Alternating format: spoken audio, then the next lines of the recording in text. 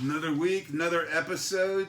Saad, it's 15 now. Did you think we were going to get to 15? I know. It's like time flies when you're having fun. It really is crazy. I'm not showing my face yet because I'm too busy showing up Davronov's by Davronov on Instagram's gear. And I discovered another pocket over here, and I didn't even know it the first week, and it fits my can of chalk perfect. Nice. So we got the 2 mags, a cell phone, my knife. He doesn't do custom orders, but after I talked to him for a while, he definitely made this for me custom. Sure. So by Davronov on Instagram, he's the man, and I totally have been wearing this. I think I got about at least 30 miles on this thing on the bike. Right. So I'm taking my camera and I'm putting it in here and riding with it now. And if you notice, my footage is so much cleaner. Yeah. So I took the mount off my bicycle, and when I'm wearing this, you hit branches and stuff, it just hits your chest. Mm-hmm. So it's almost like wearing a protective rib protector. And then yesterday I took a spill straight off the side of it, like a mile an hour, peeled out trying to go in some muddy rocks. You just can't ride nothing in really slippery mud. And I went straight sideways, went straight to the side, smashed my arm, came down on this, came down on the knife, came down on everything, and protected my whole left side. So it took a wreck yesterday, a really small wreck, just a bloop, bloop. But I have not worn it. I've been wearing it every ride since. I put my gear on, I turn on my this thing is sick. I'm going to try to make this like where I go to work with it and stuff, and maybe put like some ABCs on it and maybe some history facts and build one for school so you can just like, I'm joking, but you got all those guys. He's sick, dude. I like him to build everything. I mean, he can't keep up. This isn't his full-time job. That's why he only builds what he builds. And go follow him and get on the wait, because there's a ton of people waiting to get some gear from him. So. I'm having a great week, man. I've been riding. I found the old man's property. I've been doing some research. There's no trespassing signs or nothing. The place is burned out. There's like a radio room. I'm just exploring everything crazy. I'll talk to you more about it when I know a little bit more and we can actually talk.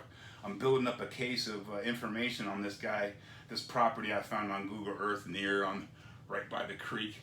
You've seen some videos maybe on it. Yeah. It's insane. It's a whole swatch of like 100 acres in the middle of the city, Universal City, next to the creek, next to the golf course that the dude owns. And they're about to turn it into a neighborhood, and they just put in the road, Arrowhead Drive. They just put in the road and the fire hydrants. So people walk down there and stuff, and then the old man's property is up on the left, and you can see a burned out building. It was crazy. Been a great week for me, man. My shoulders got destroyed in the judo class on Wednesday. Probably shouldn't have went to judo. I just jammed it, just a little jam, think. Back to not doing it, so I got the MRI Friday night at 7. Finally got that done. Very cool. Find out about that. I have a feeling it's pretty, not bad, but it's definitely going to be a little bit of rehab on it. She said there's definitely some stuff going on. Sure. The tech, so. And then asked how long it was, and I said probably 4 months, and she said you should have came in a long time ago. Right. And I was like, that's sort of. I mean, you've been telling me every week. Sure. Every week we've talked. Right. Yeah. For 15 times. You get the MRI yet? You get the MRI. Well, I'm feeling sort of better. Sure. And then I wreck, and then it hurts for like a month, and then I'm a hardhead, man. Something's definitely off. Mm-hmm. And it's to the point where it's all atrophied out. And she said there's a ton of fluid in there, whatever that means. Right. So it's trying to keep itself healed with fluid, and it's trying to isolate itself, and there's something hurting there. So we'll find out on Monday. But it doesn't seem to affect riding. You sort of lock in, and it's not really a shoulder thing. So I've been riding, even though maybe I shouldn't, but I'll find out Monday. We'll find out. Cool. Well, I know you got some crazy news, and we just talked about tournaments last week. Right. So I'm not trying to bring this up, but you don't do nothing fast, and then all of a sudden you announced you were going to Florida for a big tournament in October, right? Right. And we just talked about tournaments last week, and you weren't saying, hey, I'm practicing for this tournament in October. You weren't mentioning any of it last week. So this is a brand new thing. I'm pretty excited about it. Every year, I try to do the Pan American Championships and the World Championships. And this year they canceled both because of the disease outbreak. So it was looking like there was not going to be either championship this year. And then, like maybe 3 days ago, the International Brazilian Jiu-Jitsu Federation announced we are going to do the Pan American Championship this year, and we're going to do it in right outside of Orlando, Florida, which is really unique because every year the Pan American Championship is held in California, in Irvine, and you're not holding any kind of event in California for any time in the foreseeable future. California's totally locked down right now. Those guys, they're waiting until there's a cure for the virus, and it's like, Drew, you may be waiting a long time for. They might cut your power out if they saw your head shaved, because they might think you went and got your head shaved at a barber's, and then they might take your power and water. Yeah, there's no telling what's going on in California. Yeah, I'm glad. Although I'm glad I'm not there. They're leaving the state in droves, so it's like. And guess where they're coming? They're coming to Texas. They're all coming here, son. And, Can you imagine why? I mean, that's just one reason to put it. It's the most sickest state I've ever been in, and I've been in Florida a long time, and so I can compare it to Florida, and it's just sick. I mean, Florida has water; it's pretty nice, but the people aren't the same, man. The people in Texas are just really my people. So I love Texas, and so they announced they was going to do the tournament, and it's really the difference between athletes and warriors. Athletes always have to be well prepared. The circumstance has to be right for them to perform in the arena.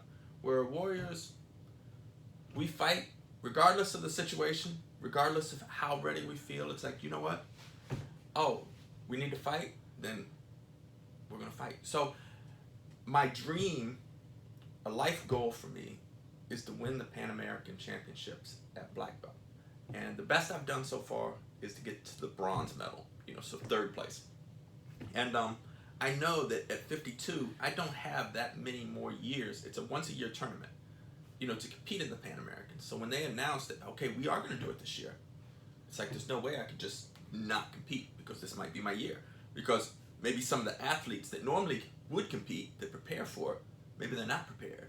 And so they haven't been training all year because, back in February, March, IBJJF said, all tournaments are canceled this year. We're not doing any tournament this year. And then all of a sudden they're like, we're going to do this. And a lot of schools shut down. Yeah, a lot of schools are out of business. And so a lot of people haven't been able to train. And my deal is, am I in the best shape I could possibly be in for the tournament? Absolutely not. Have I trained as hard as I would normally do leading up to a tournament? Absolutely not. But I'm ready to fight you. You still got a couple months. And you know what's happening, and you're training these guys all the time to be in shape, and they're in shape for their tournament. Sure. So it's not like you're not doing this all the time. And it's funny how you were just explaining last week how it stacks up, and then you got to do it 3 times a day sometimes. And this guy's going in and giving advice, and we're not an MMA school, but we do tournaments, and we do take them serious. And now you're in one, and I didn't know, you're not walking around saying this is my goal. I mean, you brought that up after you found out the tournament was on, and I didn't know you did it last year. So you're not walking around saying I do this tournament every year and I'm going to get worlds. You've never brought this up before. But the second the tournament comes up, Saad signs up, and then Dayton signs up, and then people are on the horn talking to each other, and I'm sure there's going to be a crew going down there, and I might even go down myself. It's October, and I think if we can figure out the dogs, that's going to be in Georgia then too. So it might be a good time to run down and say hi, and go to Florida and say hi to my people too, because I'm from Florida originally, and I've only been in Texas a year myself. So super exciting for me to watch it, and even though I'm not going to be able to train for a while, I'll still be coming to all the events and hanging out and all that stuff. So it's cool to be around the whole all the guys and how everyone's story is a little bit different. There's 12-year-olds in there, and I'm super old and broken, and then there's guys that are 20 and not broken, and 30-year-olds that were broken, and now they're hard as nails, and all the in-betweens. I mean, and 15 girls of different storylines, and everyone's got their own reason. But the commonalities, the mats, it's just a good time. It's awesome, dude. It's awesome. I'm excited about it. Super fun to hear you get excited about it too, because you don't break face all that much. I mean, you're a fun guy, but to do something like off the cliff and just here in a day, you're going to be out of town for, leave town and stuff. Yeah, awesome. Go compete, give it my best against. And the Pan American Championships, they bring the best black belts in the world. along with every belt level. It's the best in the world that are coming. And I think that's the tournament. That's the one that you said was the most legit last week. That's the one you were. Pan American Championships and the World Championships. Those are the most prestigious, and they're super exciting. All the legends of jiu-jitsu come out, and even if they're not competing, they're watching, they're coaching, they're cheering you on. It's just it's an amazing event, and everybody's going there. They're going to give their best that day to try to win, and we'll see what happens. Do you like revigorate old friendships and see people you haven't seen in a while there? Yeah. Because and it turns into, do you plan that ahead of time? Do you start calling them maybe and say, hey, I might see you? I just see them. It's like, or I'll see the people that have signed up so far, and it's like, oh, I competed against him, 10 years ago. It'd be nice to see him again. Or, like, we trained together. It's got to be the common names, though, right? Because they're going to be similar to your age, right? And they're going to be similar to your belt. So these are people that you've talked to, seen around. It's not the biggest world, right? It's not the hugest world. So no, it's like the Brazilian Jiu-Jitsu world. Although it seems like it's a big world, like there's only so many people doing it, and most people are oblivious to it. But the people that are in it, we love it, and we know each other. It's not even you while you're in it. I mean, these guys are in it. Sure. I mean, it's just 5 days a week. People go to class. It's the same guys you see. When I could go and I know nothing, I wanted to go every day. Right. I built it right into my schedule when I could do it. As soon as I thought I could come back, I went right back. It's a learning thing. It's like a chess game, but it's physical, and you're sweating, and you're smiling after, and everyone's super cool, and it's just it's a overall thing. It's more than just a sport or an exercise. To learn it is difficult. And that's the easiest thing to say, especially as a new person. Like, I can't even shrimp or do any of the beginning drills because of the shoulder and how everything that gets hurt and dragging my feet. And, over time, it's a time thing. Really cool. Well, we'll be talking about Brazilian Jiu-Jitsu as the tournament leads up. We got another month and a half, roughly a month and a half, a couple weeks. Yeah, I'm pretty sure we're going to talk about AK-47s or BJJ at least once a class. Sure. Well, at least once a podcast. It's probably going to happen. Matter of fact, my shirt this week. What's it say? Don't be upset by the results you didn't get from the work you didn't do. Yeah. On the back, it's like, if you want it, earn it. Yeah, you know what, man? I've been on the bike now almost a month and a half. I probably got like 150 miles, and the whole time I was remembering when I was a kid, and I could run like 10 miles without touching my handlebars. I was like, as a kid, I can go around corners and shit with my bike. You remember when you were on your bike with no handlebars? Like, I could ride anywhere with no touching my bars. We talk about bikes every week. Let's just get to the topic. Well, I'm just saying, I was able to do that yesterday. I rode with no hands. So do you want to get onto the militia, or do you want to talk about the neighbor thing real quick? I don't even know what you're talking about in the neighbor thing, but we had my buddy's neighbor, the situation. The food. Let's put that at the end of the podcast. Okay, we'll do that at the end. It's a charity pitch, and we'll do that for the end. So there was a question on, with these turbulent times. A friend of mine was like, "Hey, what are your thoughts about joining a civilian militia?" Because, of course, I was in the U.S. Navy for 33 years. I go to the range. I shoot all the time. I'm very in tune with combat action, and I make a living teaching Brazilian Jiu-Jitsu. So I'm pretty in tune with self-defense and war fighting. And so my friend, he was concerned, with the current climate, because of course, there's a lot of panic in the news, and so he was thinking about the concept of joining a militia, and there's a bunch of different militias out there, and I'm not gonna try to touch on like different militias and what they do, because I don't know what they do. I just know, they've got some kind of organization, they're doing some kind of training together, they're meeting, they have some objective. But what I want to bring to the conversation and to your thought process is, I jotted down a few points, but the first one is, when I joined the Navy on February 25th, 1986, I took an oath of enlistment. So when you're looking at an organization, you need to find out, what is it you got to do to get in? So for the U.S. military, to enlist, you're either enlisting for 2 years, 4 years, 6 years, And then you take an oath, which is, you know, I swear to God that I will support and defend the Constitution of the United States against all enemies, foreign and domestic. Every enlisted person takes that oath. And every officer takes that oath. And I will bear true faith and allegiance to the same. And then you finish with, I will obey the orders of the President of the United States and the officers appointed over me in accordance with regulations and the Uniform Code of Military Justice, so help me God. That's the oath every U.S. military enlisted person takes.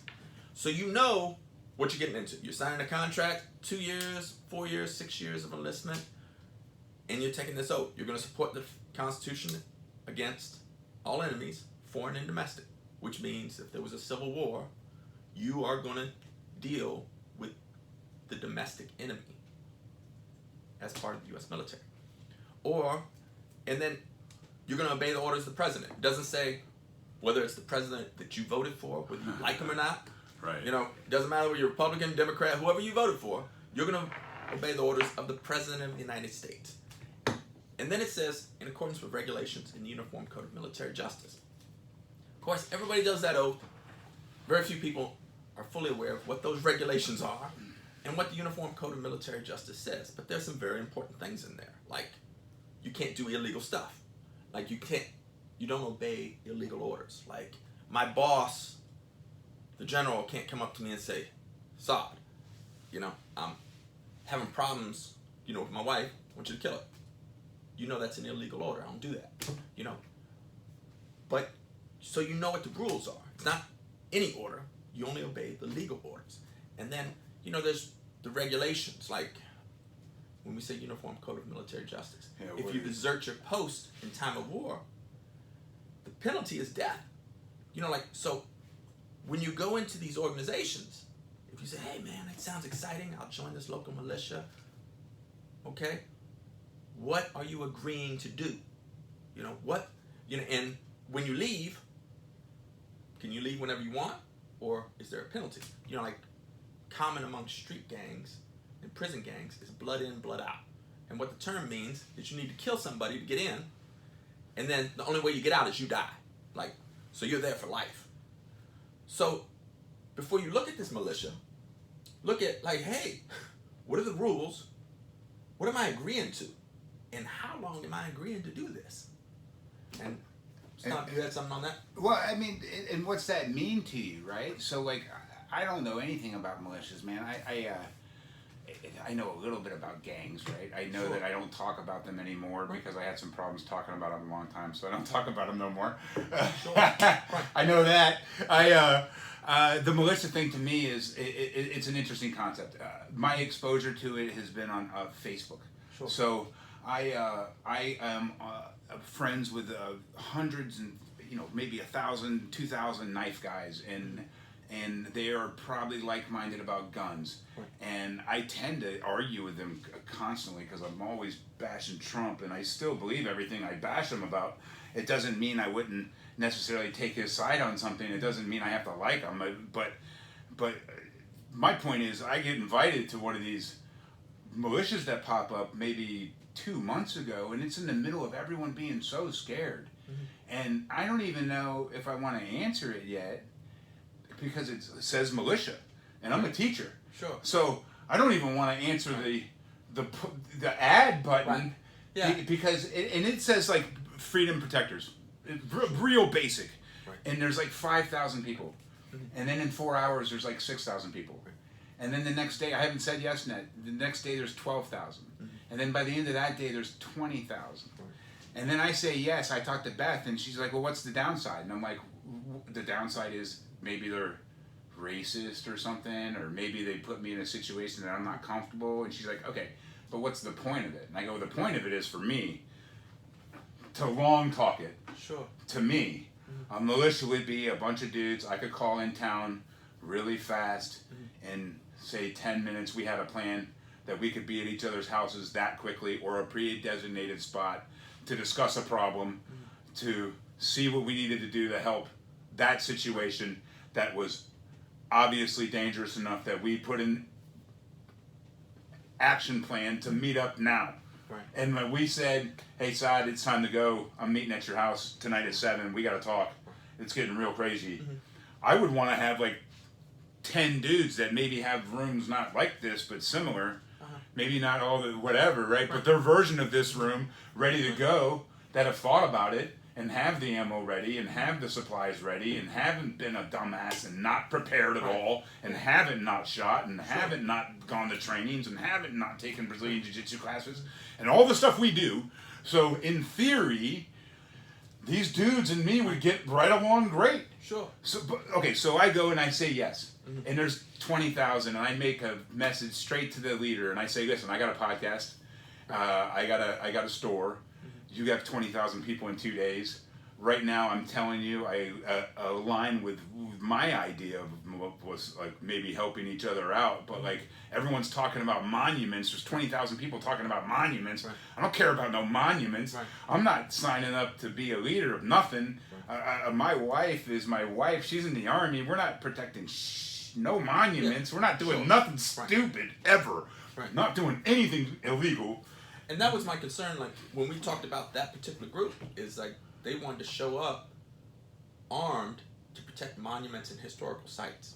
And the important thing that you have to ask yourself before you go in is like, and this is a no crap, no video game, no tough talk conversation. This is a personal conversation you have to have with yourself, some soul searching on what you will kill another man. What are you willing to kill another person for?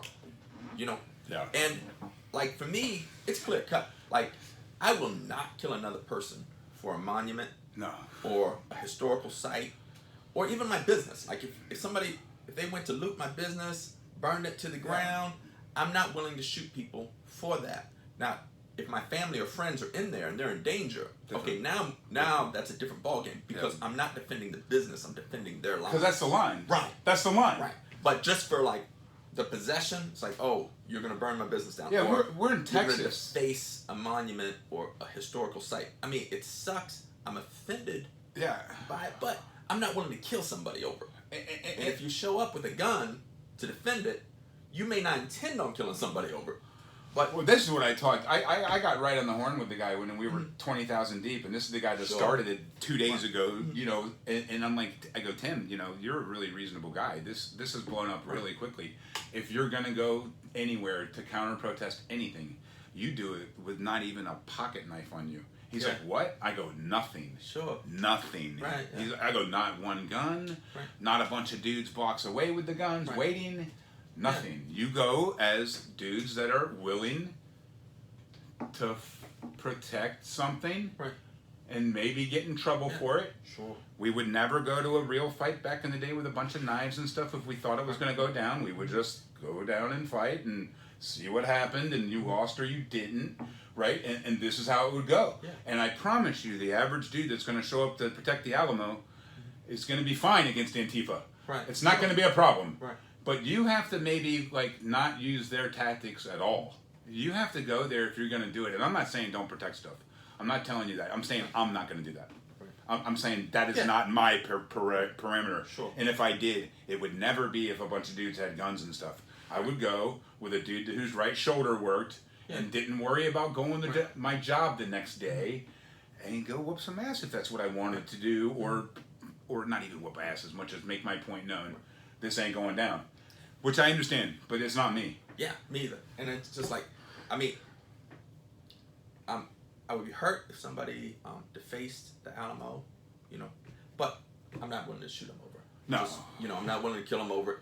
And so you have, before you get into that group, you need to find out, okay, what's the group's purpose? What's their objective? You know, like, and make sure that you are in agreement with that. It can't just be like, man, it sounds really cool. There's this new militia group. It sounds like we'll all protect each other. Let me sign up. You know, make sure you go in with your eyes wide open on exactly what you're signing up for. Because, you know, like, let's say you all show up there was an incident we'll talk about in Louisville. So you have one group coming up. They have the coolest name ever. You know, it's like the Not Fucking Around Coalition. Yeah, they're awesome. They're awesome. I love them. And, you know, so I'm a huge very fan. cool name. But the problem is the leader of the group announced he was going up there, with his folks, and over police brutality, and Awesome. in Louisville. So they all come with their weapons, but he also called out a couple other groups.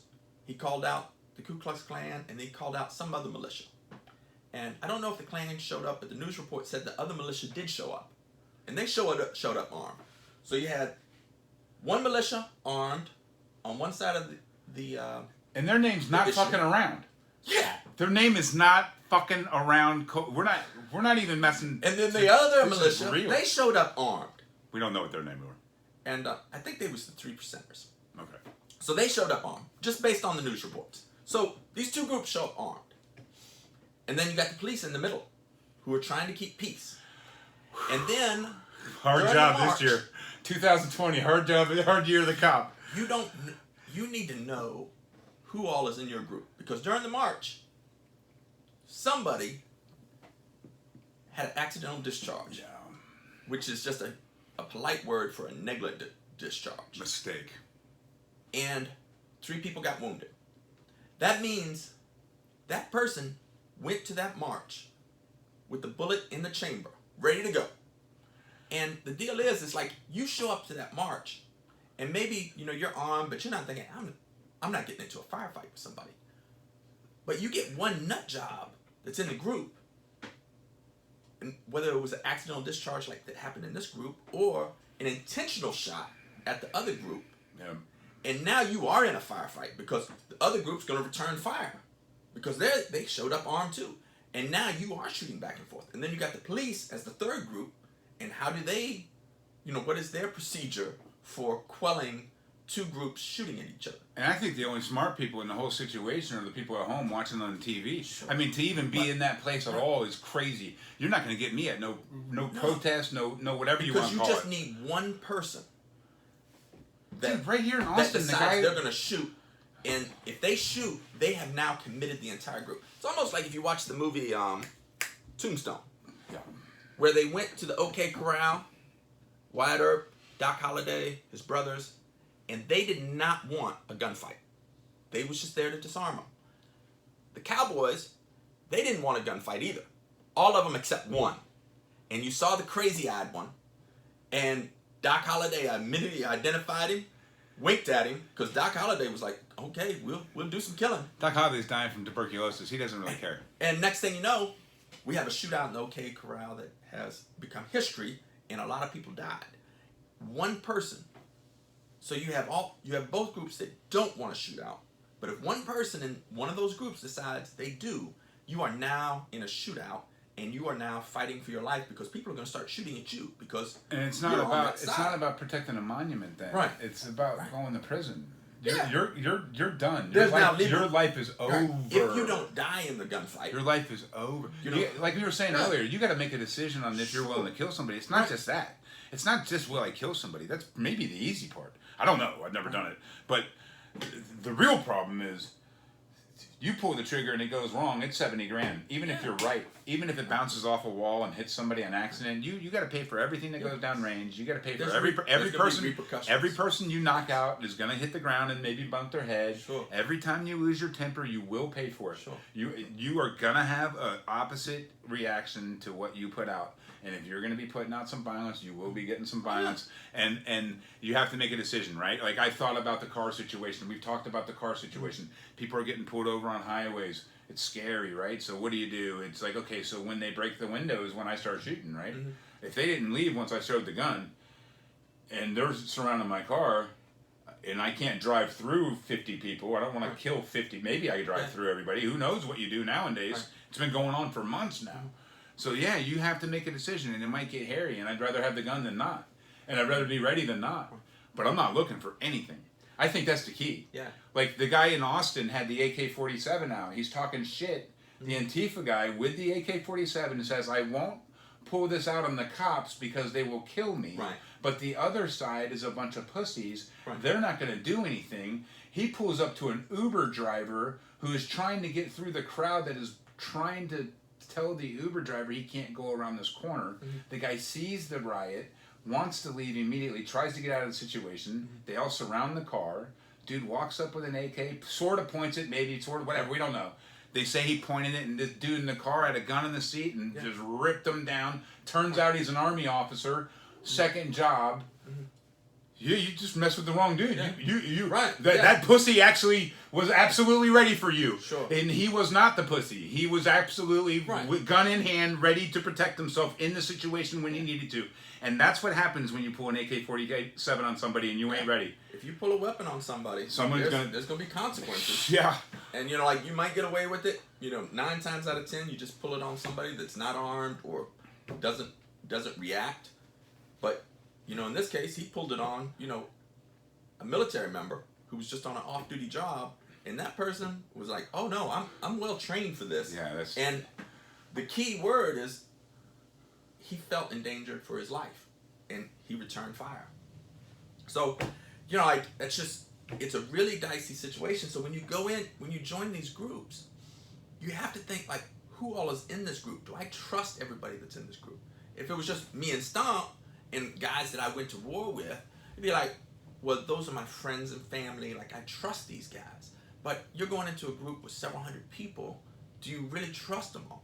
And that gets back to what we talked about last week when we discussed stolen valor. Is in the U.S. military, like, you know, with my Navy unit, when somebody got assigned to my unit, they was assigned to a specific position, and I had their personnel records. I knew exactly what their skill sets were, what training they had, what wars and combat situations they'd been in. Like, that's all clearly laid references. out. So I know, you know, like, if a staff sergeant Marine shows up, I know he's a staff sergeant Marine, and I know what his skill sets are. You know, like, a guy can't show up to my unit and be like, I'm a Navy SEAL, and, you know, I've done all these combat tours, and turns out he's not.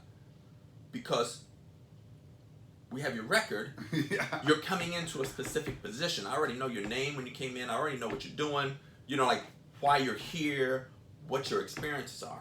But when you deal with this civilian world, where they've come, the Supreme Court has declared that stolen valor is a part of free speech. So when you can go out there and say, oh, you know, I had all these combat tours, you know, I was special forces, you know, me and Chuck Norris were killing the bad guy. It may all be fictitious, but you can say it, and, you know, there's no legal repercussions. But what's scary is, like, if you're in one of these militias, you want to know that the person doing the planning and the guy next to you or the lady next to you that's carrying their rifle knows what they're doing, is trained, and, you know, like, and is trained to the level they said they were. Like, I don't want the guy making the plan for the mission, I don't want to be under the impression that he's a Green Beret when in reality he never served a day in the service, you know. But, you know, he's watched enough movies and saw enough videos that he's bluffing us. And when you get into this civilian militia thing, you don't really know, you know, unless you served with them, you know, what exactly these guys did, or if they're showing their DD-214, which is their discharge papers. You could always ask, hey, you know, I'd like to see your discharge papers to see what exactly you did do in the military. You know, because it is verifiable. But, you know, if a guy immediately got indignant and was like, oh, I don't have to prove anything to you. Well, you know, be like, you're right, you don't. I'm just not joining your organization. And what's that mean? Because I went and checked it today. The name is the Freedom Fighter Protectors or something like that, and there's 85,000 dudes now. Right. I haven't kept up with it in weeks. Sure. So there's 85,000 people. There's no one vetting that. Right. So you have to bring it down to units, bring it down to areas, bring it down to neighborhoods. And I think if you're gonna do this, maybe find your neighbors. Right. Get a hold of the people on your block. Yeah. Because in that case you're talking about, if it's 85,000 people on the internet that are just all signing up, you're not vetting any of them. Well, yeah. So a certain number of them are going to be law enforcement of course, infiltrating the group. Well, that's the thing. A certain number They of were them might be working on foreign intelligence officers infiltrating the group. And then I'm not saying they're not basement guys. They were making websites and stuff. I haven't Sure. kept up with it. My Right. my point is they were working on getting there, but that was the frustration with the Right, 85,000. because what's the vetting? Everybody's talking over everybody. Sure. Everyone's yelling at each other Right. about something stupid. Yeah. There's 85,000 people now in a group. It got really It's chaotic. chaos. Super chaotic. Sure. Super chaotic. So I think that the notion of this militia is interesting. Right. People are at a point where they're not sure what's going on in your cities. You're not sure if the police can protect you or not. We're actually at the point where if you're in a big city, certain ones like Portland, Seattle, certain places, Atlanta, you're going to have a hard time with the police right now. If you don't have a gun, if you're not able to take care of yourself, you're going to be scared. You're going to be maybe wondering if you could go join up with a few people that might be able to help you. Right. So the concept, what we're talking about, is real poignant right now. People are talking about this, bringing it up to you. Sure. We haven't said anything bad about a militia yet. We're just saying it's such a big concept. It's such a serious concept. The idea of going in on this, how would you do that vetting? I mean, as a military, like if you wanted to jump in one, what would you do? Say you wanted to join one and you were doing applications. Would you? How would that go? And the thing is, it's like even like with that group, the NFAT group, like that guy before that march got on TV because he did the same thing in Stone Mountain, Georgia, on a march, and he said everybody in our group is ex-military. Everybody in our group is an expert shot. He didn't say qualified marksman. Right. He said expert shot. Yeah. Well, one of those so-called expert shots, caused 3 people to get injured. Did you see him explain it the next day? Yeah, that's when it really got That's scary. the worst part. Yeah, is he tried to explain the negligent discharge almost like it was a factory manufacturer defect. When he called it a bullpup, it's not a bullpup gun. He doesn't know what he's talking about. Right. So that's the issue. You have a guy. He claimed to be something. He's not. And now it's questionable. It's obvious he doesn't. And I personally, Saad, you don't know this. I like the guy. I went to his YouTube channel. There's like 2,000 subs. He talks every day. Nice. He's extremely articulate, right? So he'll be very verbose for hours. He's very articulate, right? But I said one of his things is I want 1 million black men with guns. And I wrote him a text. I go, I want you to have 1 million black men with guns. I go, I want you to have 10 million black men. I want every black man that is legally able to have a gun to have a lot of guns. And that's my take on it. I think the more guns we got, the better. The nicer people can take care of themselves without having to worry about what state they're in, and can I have this magazine with 10 rounds or 30 rounds or 15 rounds, or do I have to have this plug in it, or can I have a stock or a fucking grip or whatever? Foreign, is this a pistol, is this not a pistol, is this a shotgun, any other weapon? There's so many categories. They're trying to hemp you up in so many ways. I have never seen or heard of one person ever being prosecuted for 922R compliant. Right. Yet I spent months trying to figure out how to get your gun 922R compliant before I sold it to you. Right. To make sure it was done perfect so that as a law-abiding gun owner, I'm not fucking around with some dumbass laws. And you're talking about people who are that careful, who are paying attention to all the rules, who are getting their licensure going, spending the money, using their ammo. We're not dicking around at the goddamn range. We're not trying at this. We're spending $300-400 a month on ammo when we could find it. Yeah. I mean, it is what it is. So to want the help, to be maybe slightly on the more paranoid side of I am going to take care of myself no matter what. Yeah, I wouldn't mind a group of people around me. But if you haven't found them yet, that might be on you at this point. Yeah. If you don't know who your friends are with guns and you're wondering who you're going to hang with, start talking to your neighbors. They're there. Right. And, because that's the other thing you're looking at them. If you join one of these groups, it's like you're looking at, there's going to be an investment in time. Like, if the group is in any way legit, they're going to have to get together and do some training before whatever they consider their big day that they're going to use their skills. Like, there's got to be some coordination. And so are you willing to invest that time in this group of people that you don't know? And, that really gets dicey. And I want to really focus on, like, you got to know what the objective and the purpose of the group is. What you may think it is and what it actually is could be 2 different things. And whatever the objective is, who gets to determine when that objective is met? So you get to fighting, or, whatever the scenario is that this group is activated, it's doing combat operations. Who makes the decision when the objective is met? For instance, we declared war on drugs back in the 80s. That war's still going on. Like, who determines, okay, the war on drugs is won or it's lost? Still going on. There's no end, right? After 9/11, we declared a war on terrorism, global war on terrorism. Well, just about everybody, from the 9/11 planning is dead now. We've toppled 2 governments, Afghanistan and Iraq. Al Qaeda is pretty much eliminated. But we're still doing the war on terrorism. And I'm not saying that's wrong. I'm just saying, who determines when it's over? Because right now, because the average soldier is between 18 and 21, so we're talking about 18 years after the incident, we're still in this war.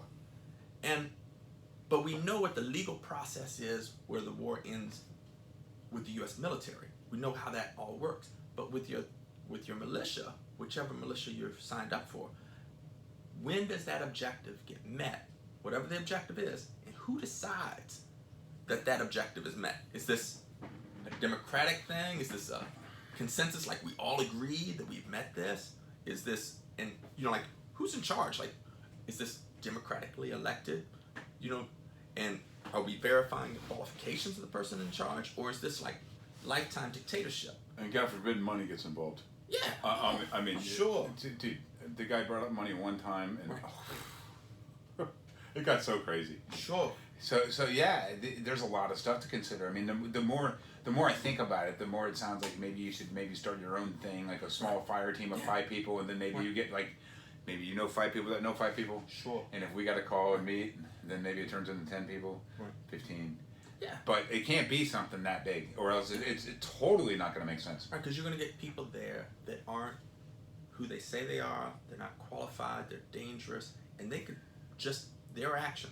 Like in that case of Louisville, that person's negligent discharge could have set off a firefight. Fortunately, only 3 people.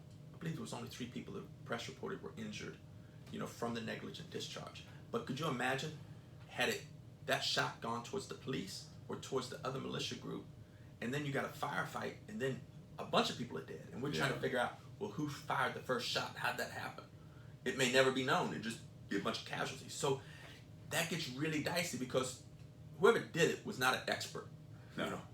They weren't a prior military expert. And I'm always leery of people that say, well, I'm an expert shot. Because in the military, that means something. Like in the Navy, to get qualified, you can either get qualified, you can get qualified as a marksman, which we give you a little ribbon for. You can get qualified as a sharpshooter, we give you a ribbon with the S in it. Or you get qualified, the highest level of qualification would be an expert. You get a ribbon with an E in it. And in other services, they have something equivalent.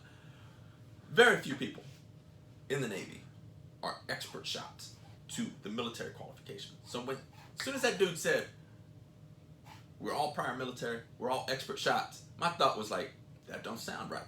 Because very few units are full of expert shots. Maybe if you're in a Navy SEAL unit, you're full of expert shots. But, maybe if you're the Green Beret. It's nomenclature too, right? For me to call myself an expert in anything, I was just thinking about it, and I'm not. I don't think I'm an expert in anything. Right. So, I'm a pretty damn good teacher. I can teach history pretty good. Yeah. I think I'm a pretty good dog owner. As far as I think I take pretty damn good care of my dogs. They got couches and beds, and they go to play and rec, and we take them to the dog park 3-4 times a week, and they get walks. But I'm not.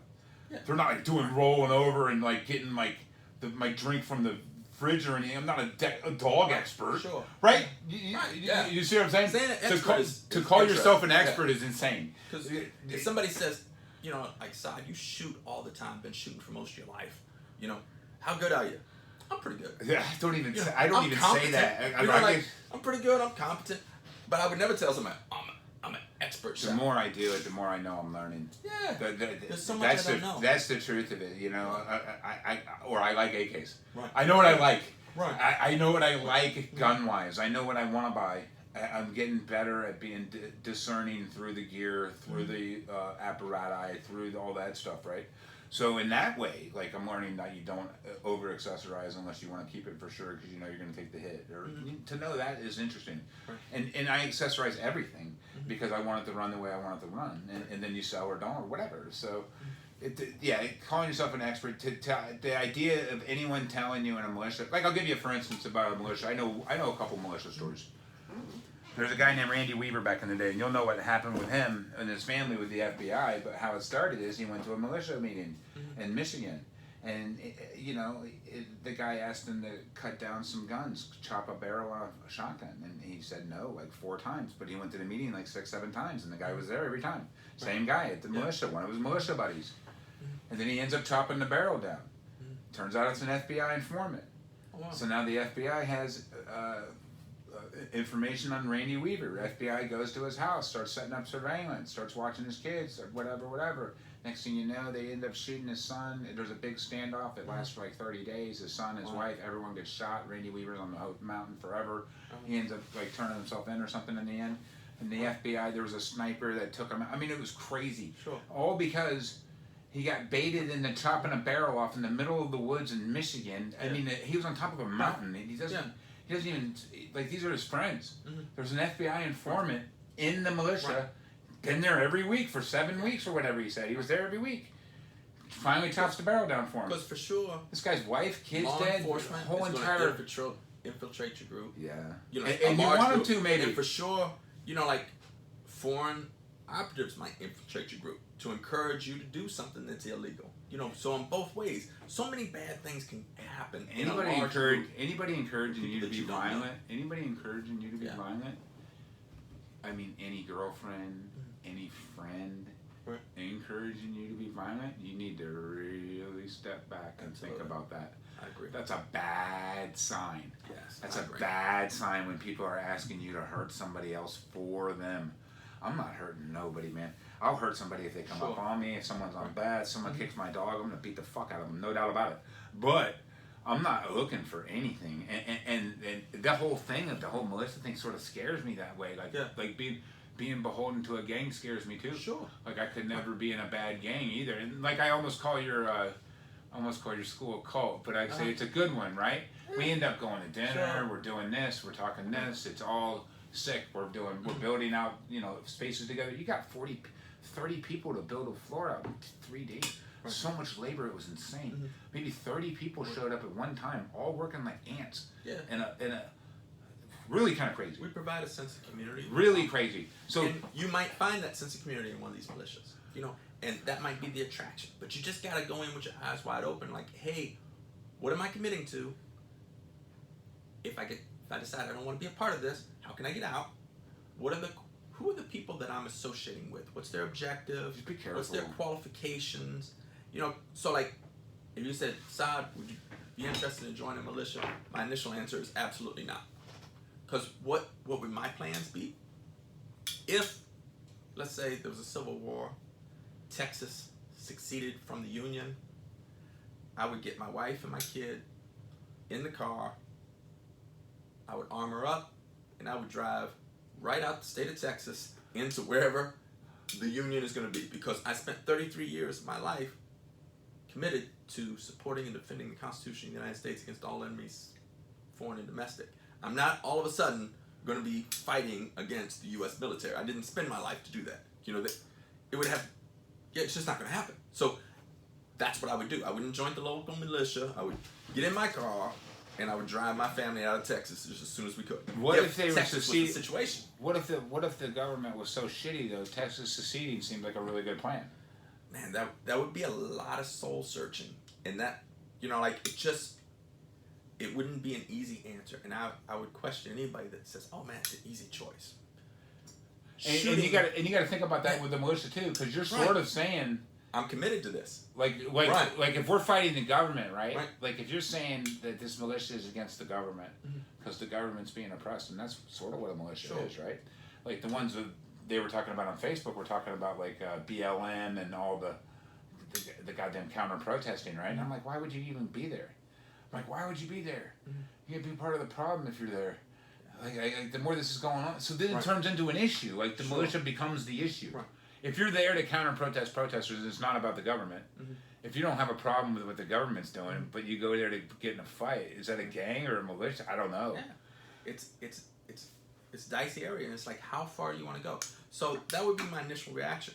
Now, if if there was some, I don't know, natural disaster that caused instability throughout the country, what I would do is I would gather with my friends and family that are here in San Antonio, whether it's Stomp, my son, my neighbors. It's like, oh, like they're gonna loot our neighborhood.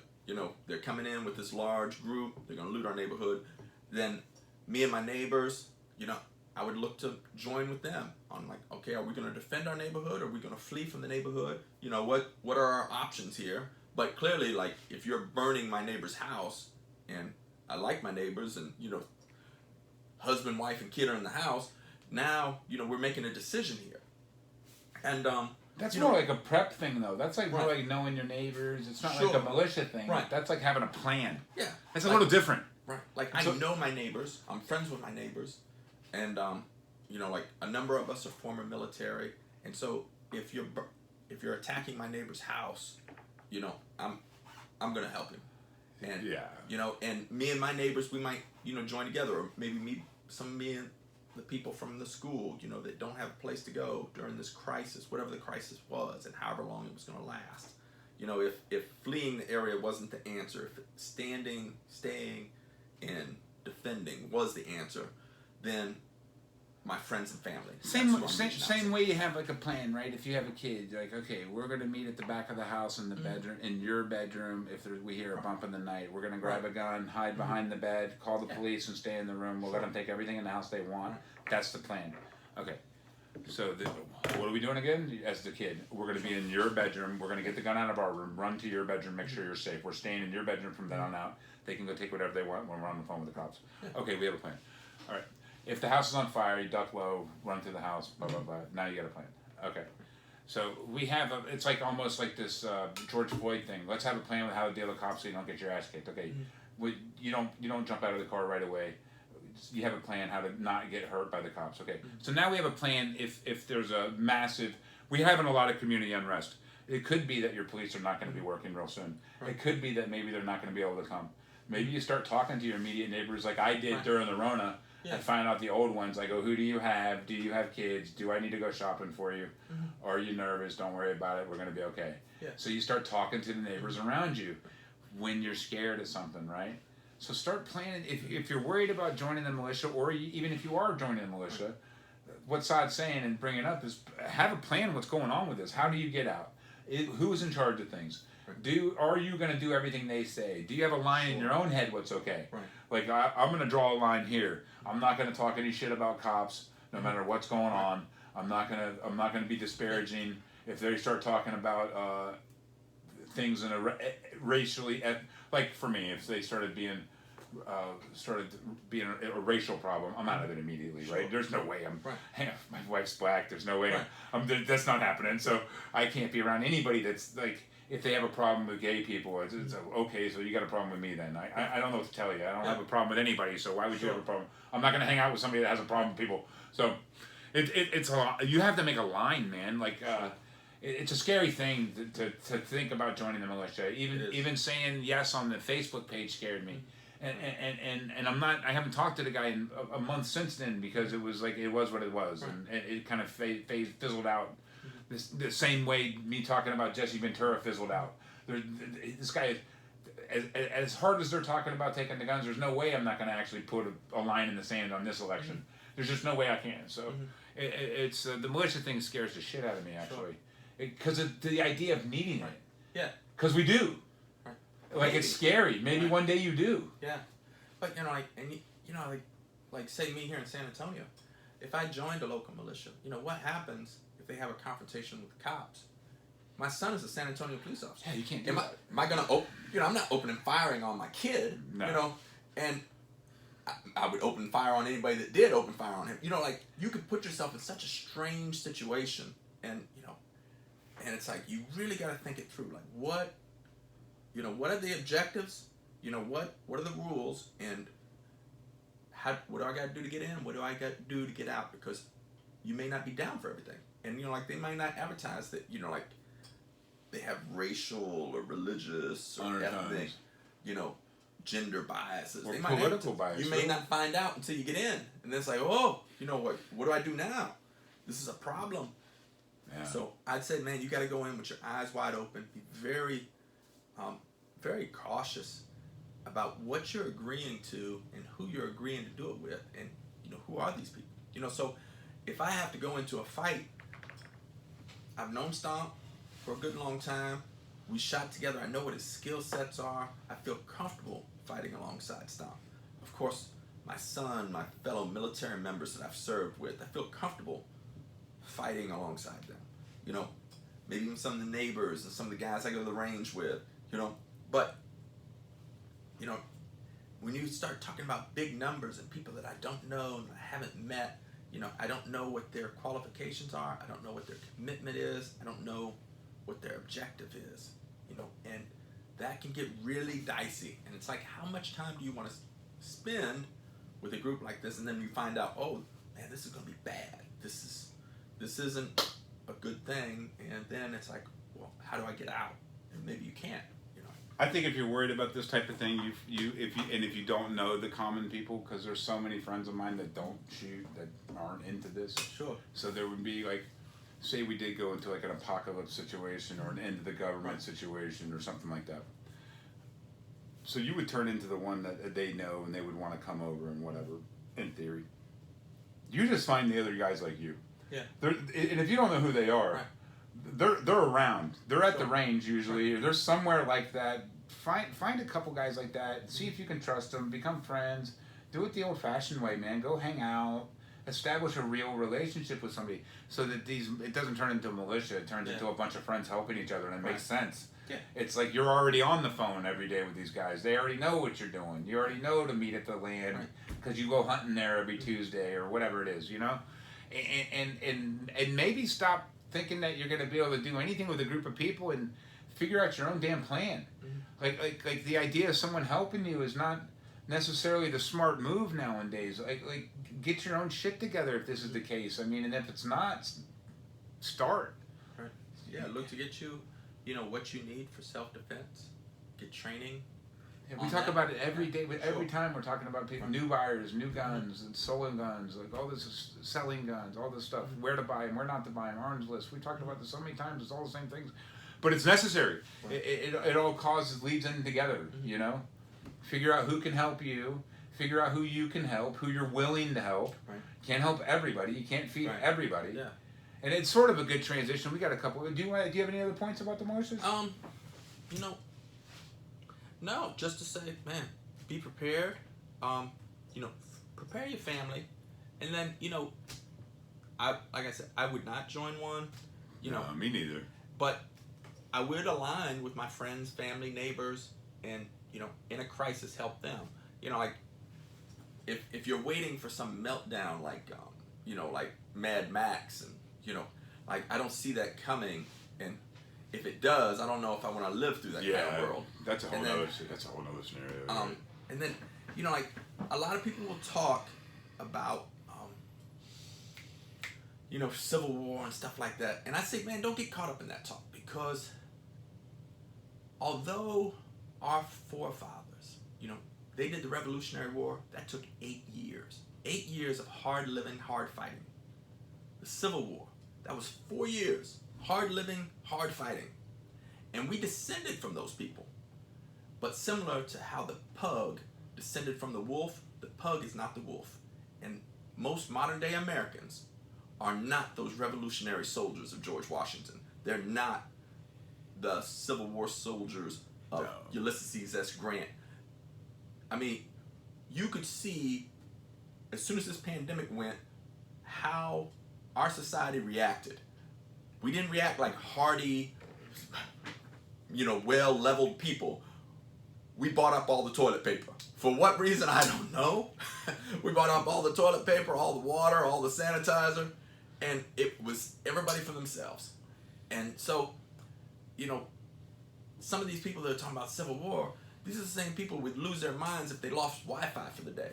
Yeah. They no longer had a cell phone signal. War is a horrible thing, and that's the last thing I hope America ever sees on its soil. And Yeah, the playing games People that about think it's the, a good idea is yeah, they're wrong. the It's a bad the idea.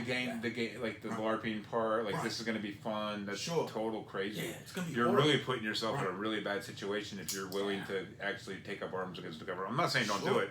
I'm saying you'd be willing to die immediately. Oh yeah, because That's what- just picture, the same way we fought, like say in Iraq.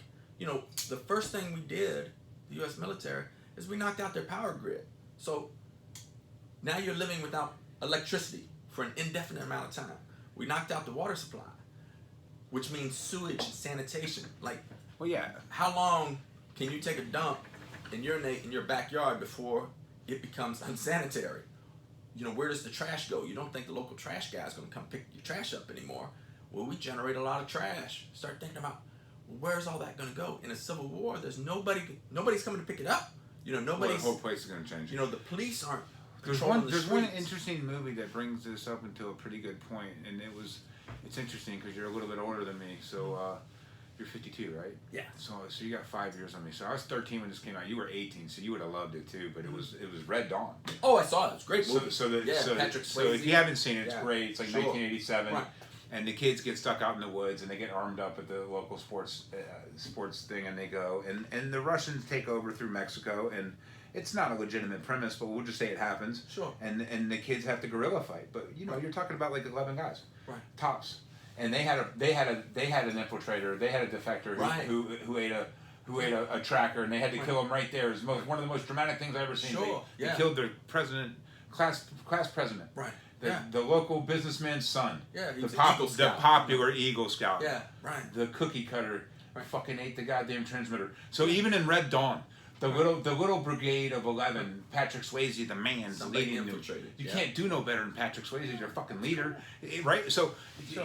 these group of fucking patriot Americans took on the goddamn Russians, and they used their own AK-47, Saad, Right. and that might be where it all started, right? But even the Red Dawn guys had infiltrators and Yeah. fucked up shit Sure. going on in their little Yeah. group, and that's a movie. And you're never gonna be as in shape as those dudes were ready. You're never gonna have the RPKs and the dig the holes and all the bullshit that they were able to do in that movie. You know what I mean? It ain't gonna be anything like that. It was great entertainment. Though. Oh, but that's what I think people think of Sure. when they think of a militia. We're gonna go play Red Dawn. That's not what's happening. I mean, if it really got to that point, if there's that's my biggest nightmare. No water. It's not even no power. Yeah. It's no water.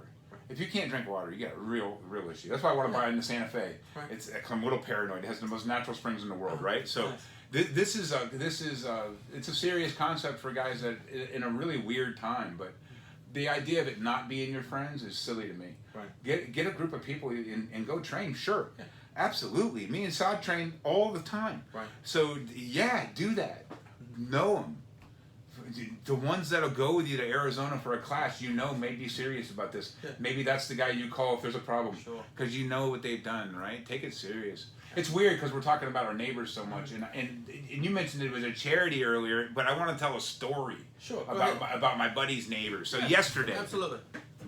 I have a friend that we call Tom Jefferson on Facebook. His real name is AJ. I don't even know his last name. He's got I think his name's AJ actually. Who knows his last name? But he's done all the legislature to carry big knives in Texas and Dirks and all the stuff he wrote in there. And he's very, very political. And he's a young guy. He's in his mid-30s, maybe early 30s, I would guess. And he's a knife maker, and he works for a political organization, Texas Gun Rights. That's his full-time job. And and he's the dude you see at the Capitol with the Sega shotgun. Yeah. Standing next to the governor with the shotgun, that's him. Right. He 7 years ago, I think you pointed him out once in a picture. Like, these fucking crazy dude. Yeah. That's him. Right. So he's written all the legislation. And yesterday, his neighbor comes over to his house, Miss Julie, and Tom doesn't know his neighbor that well, I guess. And he was showing regret today on Facebook about this. And she brought over an old Ithaca shotgun, and she mentioned to Tom that she had very little food left, didn't know what to do. She had sold all of her jewelry. She had sold other guns. She had sold everything of any value. Right. And this is the last gun she had left. And it was her husband's or grandpa's or whatever. And they offered her $20. Huh. And she knew that Tom liked guns. Right. And could you offer her more than that? And Tom didn't even know what to say. Sure. And the concept of someone being so scared, she said she waited 5 days to ask him that. 5 days. And he just felt really disappointed in himself, and he felt disappointed in the situation, and disappointed with her kid, because she said her kid doesn't come over that much, and everyone's got their own thing going on with Corona, and everyone's struggling, and nobody has any money, and I immediately, and Tom's a maker, right? So he has like some knives that he can post up, and I immediately say, let's get a raffle going, and I'll donate like $100 like item from the store or credit, and you can raffle it off or whatever. Nice. And we start talking about how to help this lady. That's awesome. And then we start calling people, and I started posting it on Facebook, and he puts this description out. And this was yesterday. This happened yet. This isn't even. This is like maybe 26 hours later. Like yesterday at like 2 o'clock or so, I find out about it. I start posting. Yeah. I put it out to my sister. I put it out to my friends. He's got her address. He's got a PayPal set up, and it's his PayPal. I think he's already got, and he told the neighbors, the other neighbors. Nice. So within a day, she's gotten 4 deliveries of food. That's awesome. They've gotten, I think, 600 or 700. I'm gonna put $100 in as soon as it hits the bank account. I sold another blackjack. I put a blackjack up for auction for this. Argus comes over and buys a blackjack at the same time. Nice. So Beth has to put that money in the bank. I'm shooting them 100. My sister's shooting them stuff. People are shooting this lady. We're hoping if this like goes viral at some point to be able to hook her up for a couple months or whatever. But the point is, people are scared to tell their neighbor that they can't eat. Right. And that's where we're at right now. And she is not. That is kind of, I bet, the norm in many places. We are lucky, Saad. Sure. You're retired. You have figured out how to make money your whole life and done very well by yourself and had it sort of locked in. Beth's military. I haven't worked since November, but I have a rental paid for, a house. So that's what I'm living off. Because me and Beth get together, we sell one house and pay one off. Nice. So it's a weird life that some people have, and then other people are struggling so hard. So I cannot be in work since November and still eat and not cry and do podcasts and go shooting and still live a normal life. And some people are hungry. And we have to be conscious of the fear and the real fragility of this situation. We are in a very, very, very fragile situation right now. And I personally, and like I mentioned paranoia every once in a while with you, and it's not necessarily a real paranoia, but I'm weary of things. It's PTSD from my past, so I'm always weary of things, and I think about the end game so much, so I feel prepared for this.